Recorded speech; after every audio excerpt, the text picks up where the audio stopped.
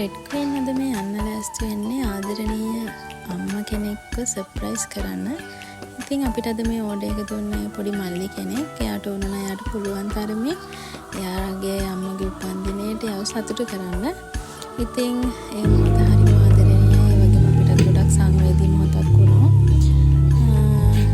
අම්මා කෙනෙක් කියන්නේ අපි හැමෝටම මහා මෙරක් තරම් දෙයක්නේ. ඉතින් කරන කැපකිරීමක් අපිට කවදාවත් කිසිම දෙයකට සමාන කරන්න බෑ. අම්මගේ ආදරයට අපිට කිසිම දෙයක් සමාන කරන්නත් බෑ. අම්මා කියන්නේ සසරක්නේ. Happy birthday to you.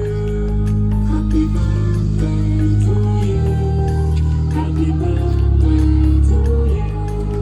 Happy birthday, happy birthday, happy birthday to you.